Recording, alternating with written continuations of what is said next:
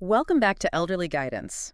If you're finding maybe your legs feel a bit weaker these days, or heavier, maybe even painful, making simple, everyday tasks feel, well, tougher, you're definitely not alone in that. And that's exactly what we're diving into today. Our mission is to uncover some, well, surprising ways our diet might be playing a role in these leg issues. We're looking at this piece, Hidden Dietary Dangers Weakening Your Legs, and honestly, it points to some culprits you might not expect. We're talking everyday foods and even like some vitamins we usually think are great for us. So if you want to stay informed on crucial health stuff like this, really empower yourself, do make sure you hit that subscribe button now. You won't want to miss what's coming up. Okay, let's get into it. Yeah, it's fascinating, isn't it, that these changes, the weakness, the discomfort, we often just put it down to getting older. Right. But this information really suggests our food choices have a pretty significant link, Yeah. sometimes in ways we just wouldn't guess. Exactly. Seemingly small things adding up. Precisely. Yeah. Gradually impacting strength, mobility, Yeah. especially as the years go by. Right. And the first big one this piece tackles is something, let's be honest, many of us really enjoy. Sweets. Desserts. That little treat after dinner. But the suggestion here is, after 60, maybe not so harmless for our legs. Why is that? Well, one key factor is inflammation. As age, our sort of baseline inflammation can naturally creep up a bit. And excessive refined sugar, that really triggers an inflammatory response, Ah, which can directly hit those leg muscles and joints. They might already be a bit more sensitive, so you get more pain, maybe even faster deterioration in those areas. so that comforting cake is actually stirring up trouble, Right. inflammation-wise. The piece also mentions insulin resistance. How does that fit in? Okay, think of insulin like a key. Yeah, It unlocks your cells so sugar can get in and be used for energy. right. But with too much sugar, over time that lock gets, well, rusty. That's insulin resistance. So even if there's sugar in your blood, your leg muscles can't access it properly for fuel. Leaving them feeling depleted, weak. Exactly that. Like the energy's there, but they can't use it effectively. That makes a lot of sense. And then there's the weight gain connection, which seems obvious, but maybe we don't always link it directly to leg health. It's a direct mechanical issue, really. Yeah. Any extra weight puts a bigger load on the lower body, your leg muscles, your joints. They just have to work harder. Uh-huh. And over time, that extra stress, that wear and tear, especially if there's already some natural muscle loss happening, it contributes to weakness and discomfort, definitely. Okay, so less energy getting in, more weight to carry, double whammy. What about toxins and blood circulation? Sugar affects those too. Yeah, the source suggests too much sugar can increase certain, let's call them metabolic byproducts, waste products, essentially. And those can feed back into that inflammation cycle we talked about. Right. And crucially, sugar can damage blood vessels. It increases the risk of vascular problems that restrict blood flow to the legs. Poor circulation means less oxygen, fewer nutrients reaching those hardworking leg muscles. Which they desperately need to function and repair. Precisely. Especially as we age and circulation might naturally become a bit less efficient anyway. Wow, okay. And the piece also calls sweets empty calories, lacking protein, magnesium, things muscles actually need. That's a huge point. Yeah. Maintaining muscle mass, sarcopenia prevention, it's critical as we get older. Sugary treats just don't provide the building blocks, the protein, the essential minerals. So you're filling up but not fueling up, essentially. You got it. Plus, many commercial sweets have chemical additives. Oh. Yeah, okay. things that can add another layer of inflammation. Okay, so alternatives. If we still want something sweet. Natural options are best. Fruit, maybe with a sprinkle of cinnamon for flavor, Mhm. or homemade desserts where you control the sugar. You can often cut it way down. Right, using fruit purees or just less overall. Exactly. Satisfies the craving without that whole inflammatory cascade. Good tips. Okay, next up. The frier's foe. Fried foods. Crispy chicken, fries. Hard to resist sometimes. They are tempting. But the core issue is the type of fat. High levels of trans fats and saturated fats. And those are bad news for inflammation. Very much so. They're known culprits for elevating inflammatory markers systemically. And again, if your baseline inflammation is already a bit higher with age, these fats just pour fuel on the fire. Leading to stiffness, more pain. Stiffness, discomfort, yeah. And maybe even making you more prone to injury in your legs. It's not just inflammation, though, is it? The fats affect blood flow, too. That's right.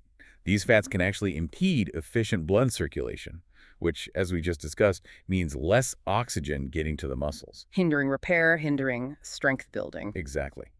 And the source points out that these fats can contribute to blockages in blood vessels over time. Wow. Like in donuts, nuggets, fries. Those are prime examples, yes. Further restricting nutrient delivery right where you need it in the leg muscles. The piece mentions legs feeling heavier, sorer after fried food. Why is that? It's probably a mix of things. Your body's reacting to the unhealthy fats, that inflammatory response. Plus, digesting heavy, fatty food takes a lot of energy that might otherwise be available for your muscles. Ah, okay. And the weight gain link again. Definitely. Regular fried food intake is strongly linked to weight gain, compounding that stress on the lower body joints and muscles. And like sweets, not much nutritional value. Very little. Low nutritional density, few vitamins, minerals, proteins, all things muscles need. So yeah, a diet heavy in fried foods can actually contribute to losing muscle mass, weaker legs. So the takeaway is maybe bake or grill instead. Absolutely. Healthier cooking methods make a huge difference for leg health and just overall well-being. Baking, grilling, steaming, much better choices. Got it. Okay, let's shift to something seemingly basic. White bread. A staple for so many. How can that be a burden? The issue is the refinement. White bread is made from refined flour, stripped of most of its fiber and nutrients. This means it gets digested really fast. You're causing blood sugar spikes. Exactly. Rapid spikes in blood glucose. And those surges, followed by the inevitable crash, can directly lead to feelings of fatigue and weakness, especially noticeable in the leg muscles. So that energy drain we feel sometimes could be linked to the toast we had for breakfast. It certainly could contribute. And regular consumption also fuels insulin resistance, like we talked about with sugar. Making it harder for muscles to get the energy they need. Precisely. Affecting strength, affecting endurance for daily activities, and long-term. A diet high in refined carbs, like white bread, often low in protein and minerals, can contribute to sarcopenia, that age-related muscle loss. It's quite sobering that such a common food could be undermining our leg strength and weight gain again. Yes, because it's often eaten with other things. Butter, jam, cheese, it easily adds calories. And that extra weight puts pressure on already potentially fragile legs, so it restricts mobility rather than supporting it. So better bread choices. What should we look for? Whole grains are key. Look for 100% whole wheat, whole rye, breads with oats, flaxseed. Naturally fermented sourdough can be good too. More fiber, more nutrients. Exactly, they help stabilize blood sugar. And pairing them with protein and healthy fats makes for a much more balanced, leg-friendly meal. Makes sense. Informed swaps, not total deprivation. Wait, let's talk alcohol. Alcoholic beverages. How do they play into leg health, particularly as we get older? And just a quick reminder, if you're finding this deep dive helpful, now's a great time to subscribe to Elderly Guidance. Stay updated on crucial health info like this. Yeah, alcohol, well, as we age, our body just doesn't process it as efficiently, which means its harmful effects can be amplified. How so for the legs? One major way is nutrient absorption.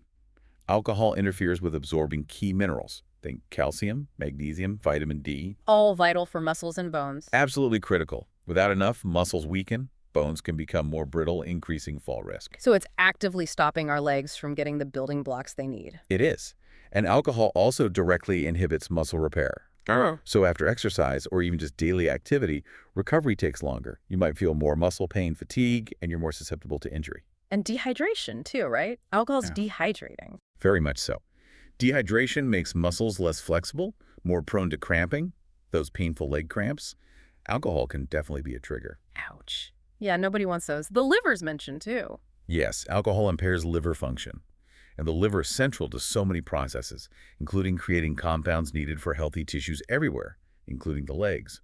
Plus, alcoholic drinks are often high in calories, contributing to weight gain, especially belly fat. Which puts uneven strain on legs and joints. Exactly. And one more thing, inflammation again. Regular alcohol raises overall inflammation levels. Exacerbating discomfort, maybe making us less active. Precisely. It can become a bit of a vicious cycle, undermining leg health. Definitely sounds like moderation is crucial, especially later in life. Okay, processed meats. Bacon, ham, sausages. Convenient, yes. The downside for legs. The big issues here are high sodium and chemical preservatives. Both are known to promote chronic inflammation. And that inflammation can directly target joints, causing discomfort in leg muscles, ankles, knees. That stiffness people sometimes feel. It could certainly be linked, yeah.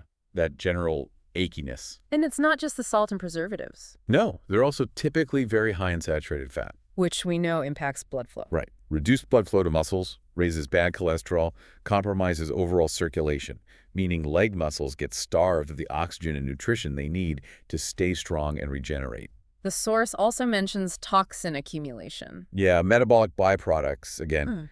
Processing these foods can put extra stress on organs like the liver and kidneys, and some preservatives might even interfere with glucose metabolism. Affecting muscle energy, leading to fatigue. Potentially, yes. That feeling of leg fatigue and heaviness could be related. So healthier protein options instead. Definitely. Focus on lean proteins. Eggs, chicken, fish, lean beef. Simple swaps make a difference. Huge difference. Avocado instead of bacon on toast. Eggs instead of sausage for breakfast. Shredded chicken instead of ham in a sandwich. Easy changes. Practical tips, thanks. Now, instant noodles. Super quick, super cheap. But for legs. Convenience comes at a cost here, nutritionally speaking. They're mostly refined flour, often loaded with chemical additives, very low in fiber, protein, essential micronutrients. So while you get calories, you're not getting what your muscles need. Which can lead to deterioration over time. Exactly. Muscle strength, mobility, they suffer. And that flavor packet, that seems like where a lot of the stuff is. It really is. The salt content is usually astronomical, often more than half your daily limit in one serving. Wow. Leading to fluid retention. Swollen legs? Yes, that heavy, painful, swollen feeling. Plus, the high sodium raises blood pressure, hindering blood flow to muscles. And then there are the additives in the packet, preservatives, colors, often MSG. All potentially You inflammatory. have chronic inflammation, yes, Yeah. affecting joints, muscles. So low nutrients, high salt, inflammatory chemicals. Triple threat. And the lack of fiber probably doesn't help blood sugar. You're right. It means a high glycemic index. Blood sugar spikes and crashes, which messes with insulin activity, stops muscles using energy effectively, leading to weakness, fatigue. It really does sound like they work against leg health. Okay, industrially made cakes. That bakery smells so good. Oh, good. But the harm. Similar story, unfortunately. Loaded with processed sugar, hydrogenated fats, synthetic preservatives. The sugar disrupts insulin, promotes body fat, more strain on the legs. And hydrogenated fats. Those are the trans fats we hear about. Often contain them, yes. Bad for cholesterol, lower the good, raise the bad. Compromises blood flow. Again, starving leg muscles of oxygen and nutrients. Precisely. And then you had the emulsifiers, stabilizers, artificial dyes, Oh. all contributing to that low-grade persistent inflammation. And nutritionally, pretty empty. Very much so. High calories, but lacking the protein, calcium, magnesium needed for strong muscles and bones. It's poor quality fuel. So homemade is the way to go if you want cake? Absolutely. You control the ingredients, whole flours, fruit for sweetness, healthier oils, much better for your legs and overall health. Makes sense. Okay, what about those ultra-processed cheeses? Spreads, slices, quick and easy. Convenience again, but risks too. Mainly high sodium and saturated fat. Sodium means fluid retention, higher blood pressure. Saturated fat impairs circulation. Leading to that heavy, bloated feeling in the legs. Could definitely contribute, yes. Uncomfortable, heavy legs. What else is potentially problematic? The preservatives and phosphates they often contain. These can actually mess with your body's mineral balance, affecting how you absorb calcium and magnesium, crucial for muscle contraction and bone health. Leading to fatigue, cramps, joint pain. Potentially, yes. Muscle fatigue, joint discomfort, maybe even those annoying nighttime leg cramps. And compared to less processed cheeses, they often lack quality protein. So better cheese choices. Fresher, less processed options. Think ricotta, cottage cheese, farmer's cheese. Much better nutritional profile. Good swaps. Now, ice cream. Industrial ice creams. Yeah. Summer treat, but leg impact. Big impact potential, usually packed with calories, saturated fat, and refined sugar, all highly inflammatory. That sugar causes big blood sugar swings, spikes, and drops, destabilizes muscular energy. Leaving legs feeling weak, heavy, easily tired. Exactly. That roller coaster effect is tough on muscle energy supply. And the saturated fat, bad for circulation again. Yes, harms the cardiovascular system, hinders oxygenated blood flow to the legs. Over time, this could lead to numbness, tingling, more cramps. Plus the artificial stuff, colors, emulsifiers. Right. More additives that can aggravate inflammation throughout the body. And nutritionally, not much good. Mostly empty calories. Very little genuine nutritional value to support muscles or joints. So a treat that can really undermine leg health long term. What about milk chocolate? Another common indulgence. The main culprits in milk chocolate are, again, high sugar and saturated fat content. These promote inflammation, affecting joints and muscles. Plus, milk chocolate typically has less cocoa compared to dark chocolate. Meaning fewer beneficial antioxidants. Exactly. Fewer of those compounds that can actually support vascular health. And many commercial bars have preservatives, maybe artificial sweeteners. Disrupting nutrient absorption. Potentially, yes. And the simple sugars cause those insulin surges we keep coming back to, depleting muscle energy. There's also the link to abdominal weight gain, putting more strain on the lower body. So dark chocolate is a better bet. Higher cocoa content, dark chocolate, yes. In moderation, it can actually offer some benefits due to antioxidants and flavonoids. Much better choice than milk chocolate generally. Good to know. Okay, canned foods. Long shelf life, convenient. But the catch for legs. It's often the added ingredients, chemical preservatives, artificial colors, and usually a lot of salt. These are inflammatory, can harm muscle and vascular health, impede muscle repair, and oxygenation. And the salt again. Fluid retention. Yes, excess sodium leads to fluid retention, heavy, uncomfortable legs. It can even signal poor circulation. Plus, the processing itself can diminish some of the food's nutritional quality. And there was a mention of aluminum from cans. A potential concern, yes. While generally low, there's some suggestion that long-term accumulation could possibly affect neurological and muscular systems. Needs more research, but something to be aware of. So the advice is fresh or frozen when possible. Ideally, yes. Avoid canned when you can. Choose fresh, frozen, or naturally preserved alternatives like things in glass jars sometimes. Right. Okay, filled cookies, processed snacks, the grab-and-go stuff, silent sabotage for legs. And hey, if these insights are hitting home, subscribing to Elderly Guidance is a great way to keep learning about protecting your health. Just a click. Definitely potential sabotage. They're often a cocktail of artificial substances, dyes, flavorings, preservatives, stabilizers. These can irritate the body, stress organs, disrupt circulation, hinder nutrient absorption. And they're usually low in the good stuff, minerals, protein, fiber, despite being calorie dense. Especially bad for older adults who might absorb nutrients less efficiently anyway. So, calories without the benefits needed for leg strength. And trans fats, likely an issue too. Very often, yes. Yeah. Trans fats are major inflammatory players, contribute to artery plaque, hinder blood flow to muscles, And the high sodium. causes fluid retention, lower limb edema, or swelling. Plus the blood sugar spikes and crashes. Weakening the body, reducing muscle energy. It's a really poor choice for maintaining leg strength. Better snack options, natural bars. Natural bars with whole ingredients can be a much better alternative, yes. Or fruit, nuts, yogurt. Gotcha. Okay, MSG, monosodium glutamate. Hidden in many processed foods, how does it harm leg muscles, especially after 60? MSG can affect neurotransmitters involved in muscle contraction. For sensitive people, this might show up as muscle aches, tingling, fatigue, manifesting as leg heaviness or stiffness. Directly impacting muscle feel and function and inflammation. Yes, it's also linked to persistent bodily inflammation affecting joints, muscles, blood vessels, which compromises circulation, reduces oxygen to the legs, increases risk of weakness and cramps. And the sodium component adds to fluid retention issues. Correct. It can aggravate swelling or edema in the legs. It might also affect energy metabolism, making muscles less efficient at converting fuel to strength. And it hides on labels sometimes. It does. Under names like flavor enhancer, hydrolyzed protein yeast extract. Best bet is choosing naturally flavored foods, using herbs and spices instead of relying on processed seasonings. Good advice. Now this is surprising. Excess vitamins being harmful. Let's start with vitamin A. How can too much hurt our legs? Vitamin A is essential, absolutely, but too much, usually from supplements, can cause problems. After 60, our bodies might struggle more to process and get rid of excess vitamin A, so it can build up hypervitaminosis A. And the signs. How does it affect legs? Muscle pain is common, especially in the legs and back. Muscle weakness, too. Difficulty with mobility, like climbing stairs. Excess A can also interfere with absorbing magnesium and calcium. Leading to fatigue, spasms, cramps. Exactly. Those minerals are vital for muscle function. And too much vitamin A can even negatively affect bone density, increasing fracture risk. So supplements only under medical guidance. Definitely. Get levels checked. Most people get enough from food sources like liver, eggs, milk, carrots, pumpkin. Crucial point. More isn't always better. What about vitamin D? Often recommended, but too much is bad. Correct. Essential for bone health, immune function. But excess, again, usually from over-supplementing, causes hypervitaminosis D.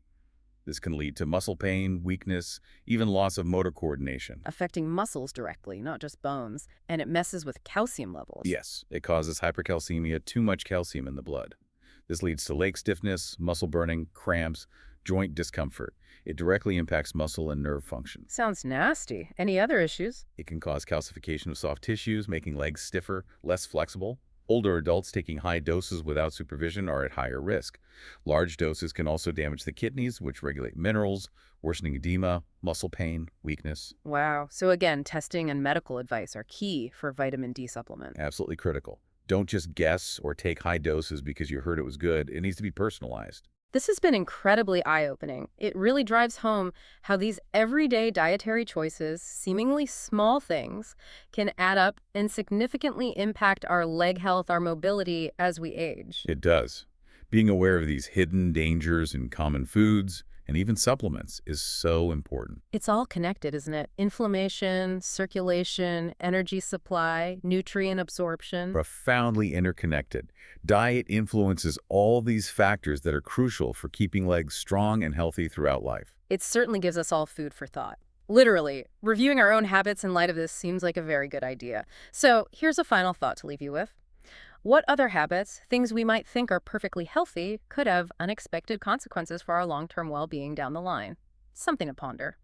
And one last time, if you found this deep dive valuable, please do subscribe to Elderly Guidance. We'll keep bringing you these crucial health insights. Thanks for listening.